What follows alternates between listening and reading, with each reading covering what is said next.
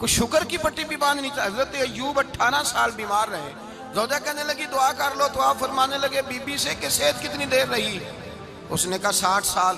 تو آپ فرمانے لگے ذرا بیماری کو بھی 60 سال گزر لینے دو پھر دعا بھی کر لیں گے.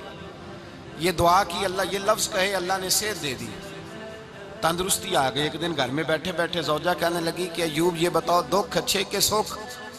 آپ فرمانے لگے سارے دن ہی اللہ کے ہیں پر دکھ بڑے اچھے تھے. مجھ سے پوچھو تو دکھ بڑے اچھے تھے. کہا کس طرح؟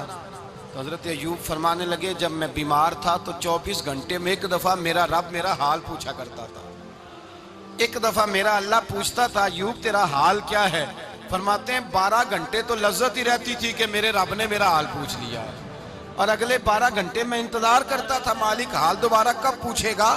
فرمانے لگے اب صحت تو ہو گئی ہے پر اب میرا رب میرا حال تو نہیں نہ پوچھتا. بھائی مشکلات جو ہوتی ہیں وہ تو تجھے سجا دیتی ہیں، سوار دیتی ہیں.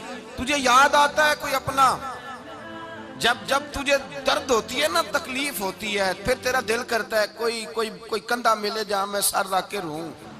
پھر اسی لیے تو کسی درویش سے کسی نے پوچھا تھا اپنا کون ہوتا ہے؟ تو کہا جو تجھے دکھ کے وقت یاد آئے وہ تیرا اپنا ہے. جو تجھے عین آزمائش کے وقت یاد آئے اور تجھے اس کا نمبر فوراً تیرے موبائل پہ چلنے لگے وہ تیرا اپنا سجن ہے جس کو تو دکھ کے وقت یاد کرے. تو بھائی مشکلات کے بعد جو اللہ آسانی دیتا ہے.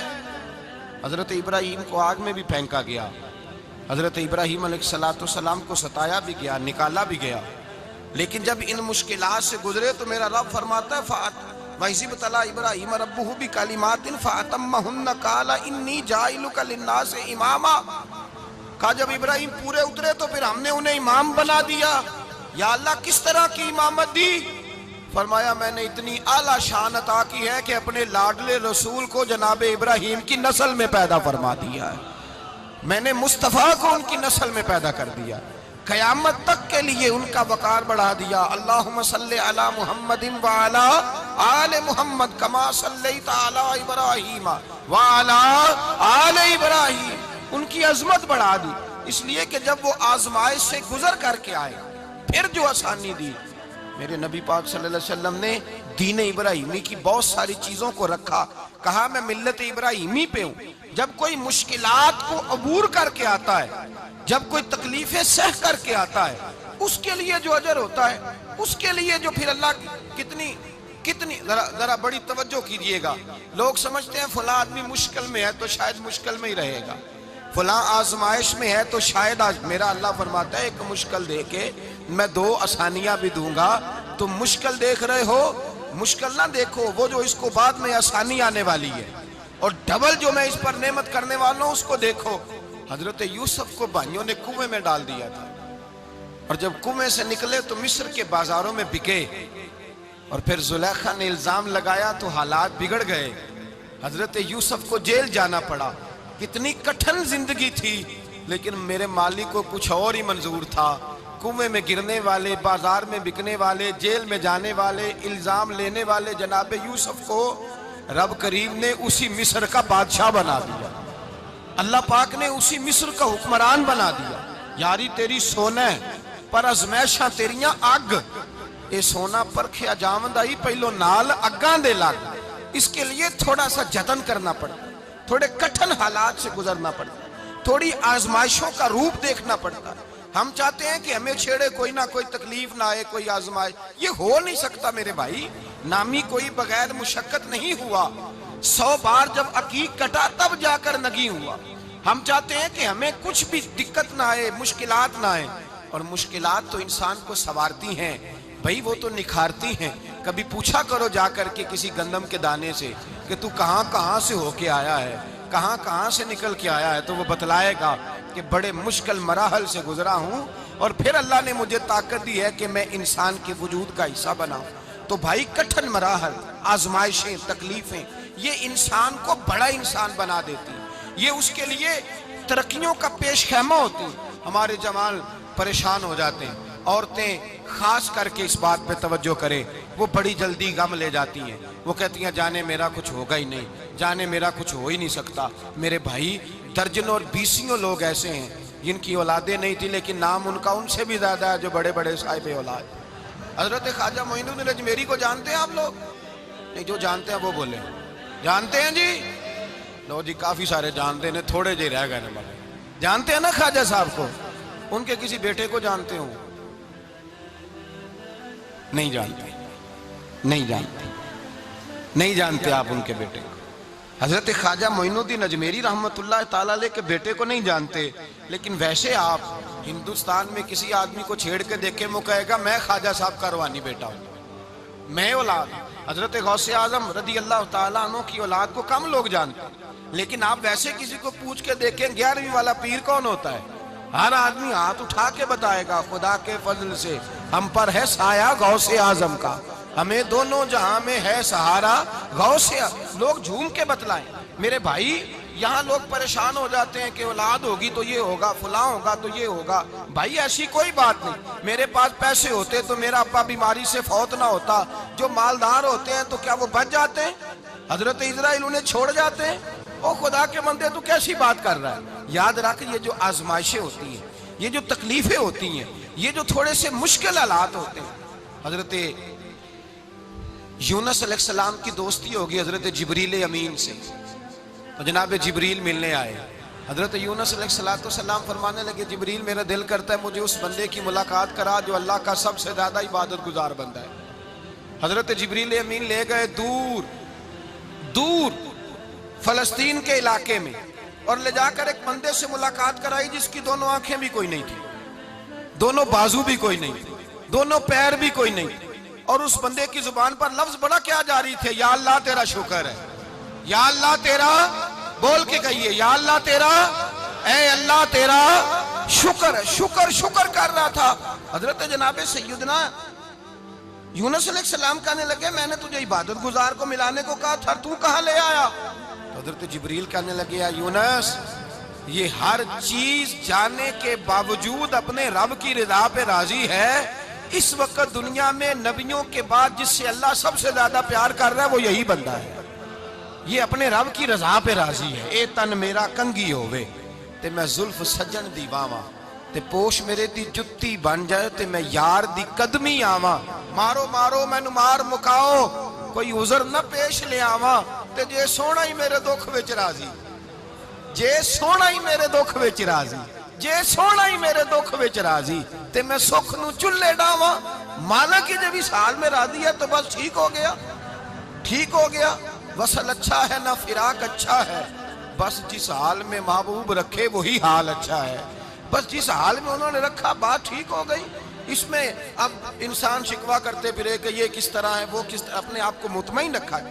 مشکل کے بعد جو آسانی حضرت لقمان حکیم، ان کے نام پر قرآن مجید کی پوری سورت ہے۔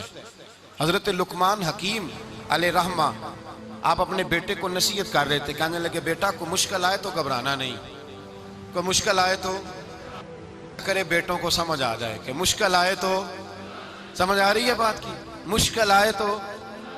اور کیا خوبصورت جملے، بیٹے کو بٹھا کے کہتے ہیں بیٹا چھوٹی مشکل آئے گی تو اللہ بڑی مشکلات آسان کر دے گا، سمجھو چھوٹی مشکلات آئیں تو اللہ نے بڑی مشکلیں اس نے آسان کر دی۔ اور آپ کو بتاؤں اصل انسان ہوتا ہی وہ ہے جو مشکلوں میں جینے کا ڈھب سیکھ جاتا ہے، وہ بن جاتا ہے جو کرب کے حالات میں جینے کا سلیقہ سیکھ جائے۔ اپنے بچوں کو یہ سمجھانا، حضرت لقمان بیٹے مشکل آئے تو گھبرانا نہیں، بڑی کو ٹال دیتی ہے، وہ نیکی کا اور آسانی کا پیش خیمہ ہوتی ہے، اللہ اس کے بعد آسانی سمجھا رہے ہیں۔ کچھ دنوں کے بعد کہنے لگے آؤ فلاں اللہ کے نبی کی ملاقات کو چلیں، فلاں نبی علیہ السلام سے ملنے چلتے ہیں۔ اس زمانے میں جو نبی تھے ان سے ملنے چلے گئے۔ بیٹے کو بات یاد تھی، گھوڑے پہ بیٹھے، امام ابن جوزی نے اس کو لکھا ہے، گھوڑے پہ بیٹھے تھے دونوں کے پاس گھوڑے تھے۔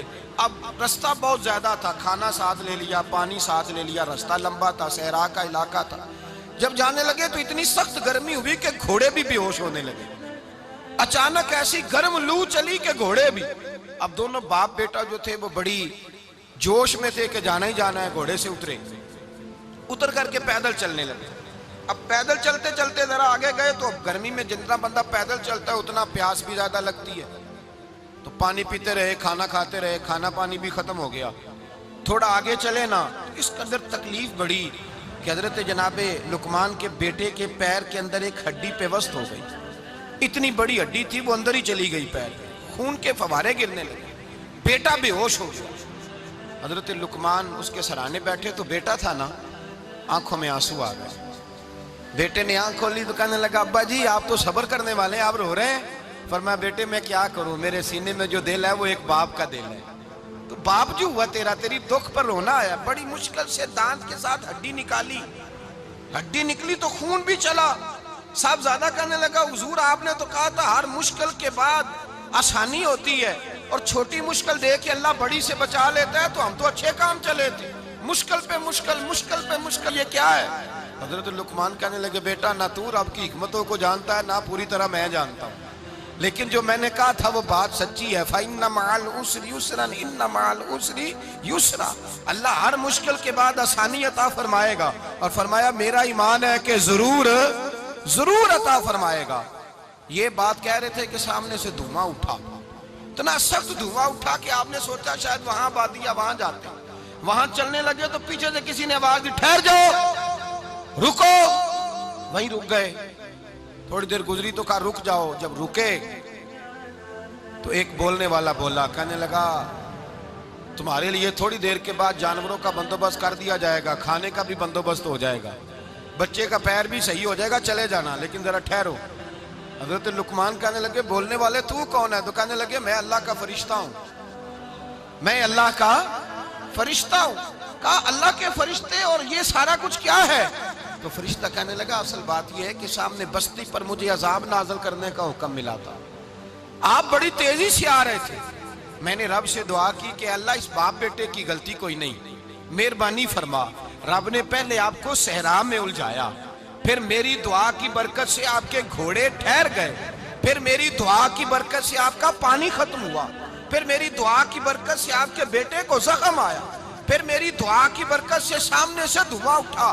فرمایا یہ جو تمہیں مشکل پہ مشکل آ رہی تھی، یہ تو میرا رب تمہیں عذاب سے بچانا چاہ رہا تھا، یہ جو تمہیں مشکل پر مشکل آ رہی تھی تو میرا مالک تمہیں عذاب سے بچا رہا تھا، تم سمجھ نہیں رہے تھے۔